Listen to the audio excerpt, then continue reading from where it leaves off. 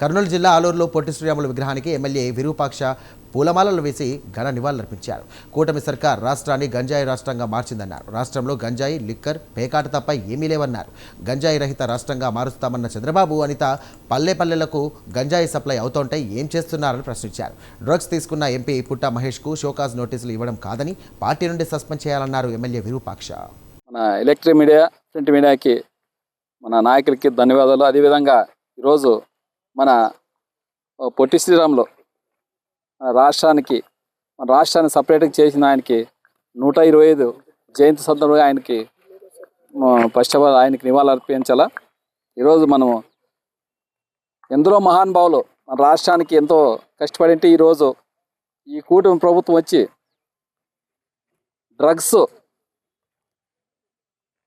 Drugs, పేకాట, liquor తప్ప రాష్ట్రంలో ఏమిది పని చేయట్లేదు. ఏది వాళ్ళు వచ్చిండేదే. ఎందుకంటే ఆయన మన రాష్ట్రానికి హోంమంత్రి. ఆమె ఏమంటారంటే గంజాయి లేని రాష్ట్రం చేస్తామనేది విధంగా ఆయన ఫస్ట్ ప్రమాణ స్వీకారం చేసినతోనే అయింది. ఇప్పుడు రాష్ట్రంలోన మీ ఎంపీలే డ్రగ్స్తో పడిపోయినాడు అనే ఎంపీ గారు ఉన్నతమైన పదవిలో ఉన్నాడు. ఆయన ఫస్ట్ మేము కోరుకునేది ఒకటి, ఆయన్ని మీరు ఒక షోకాస్ నోటీసులు ఇస్తే సరిపోదు, ఫస్ట్ ఆయన్ని పార్టీనే సస్పెండ్ చేయాలా, ఆయన పార్టీకి రాజీనామా చేయాలనే విధంగా మేము కోరుకుంటున్నాము. అదేవిధంగా ఎంతోమంది ఎమ్మెల్యేలు ఈరోజు మీరు ఆనవాయితీ అయిపోయింది మీకు, వాళ్ళంతా అరాచకాలు చేస్తున్నా, అత్యాచారాలు చేస్తున్నా, ఈ డ్రగ్స్ మొత్తం ఈ నుంచి ఏం నడుస్తుందంటే ఫస్ట్ ఈ అత్యాచారాలకి ఇవన్నిటికీ ఒకటే ఉండేది డ్రగ్స్ మన రాష్ట్రంలో విచ్చలవిడిగా పల్లెలకి, మా ఏరియాలో ఈ డ్రగ్స్ అంటే తెలియదు, గంజాయి అంటే తెలియదు మా ఏరియా, మా ఆలూరు కాన్స్టిట్యున్సీకి. అట్లా ఈరోజు పల్లెలకు చేరింది ఈ గంజాయి కానీ డ్రగ్స్ కానీ. ఈ చంద్రబాబు నాయుడు ఏం చేస్తున్నాడో మాకు తెలియదు. ఈ ఆయన హోంమంత్రి గారు ఏం చేస్తున్నారు? లా అండ్ ఆర్డర్, అసలు మన రాష్ట్రంలో లా అండ్ ఆర్డర్ అసలు లేదు. ఈరోజు మన పేకాట నిన్న రాత్రే చూసినాం, మరకట్టు చింతకుండి దగ్గర, చిన్నహోతూరు మన మరకట్టు మధ్యలోన.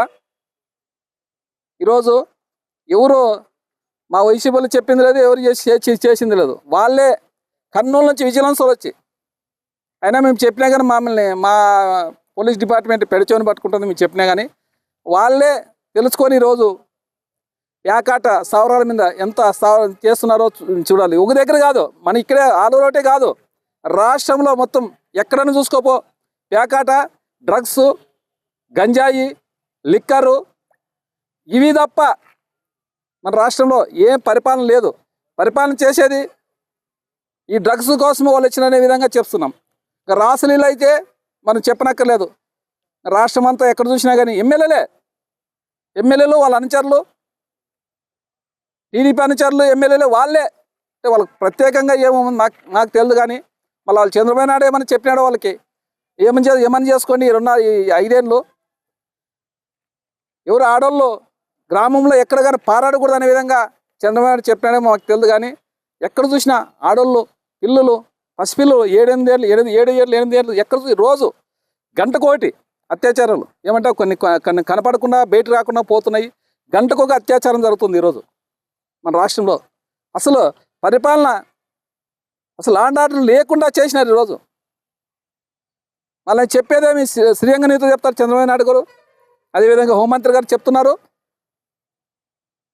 మా రాష్ట్రంలో ఏమి డ్రగ్స్ కానీ గంజాయి కానీ ఉండకూడదు అనే విధంగా చెప్తున్నారు. కానీ ఉండేదేమి రాష్ట్రం ఎక్కడ చూసినా పిల్లలంతా, యూత్ అంతా 18 ఏళ్ళు 20 ఏళ్ళ పిల్లలంతా ఈ గంజాయి, ఈ డ్రగ్స్ తాగి అసలు చాలా తల్లిదండ్రులు కానీ ఇంట్లో సైకోల మీద మారుతున్నారు పిల్లలు.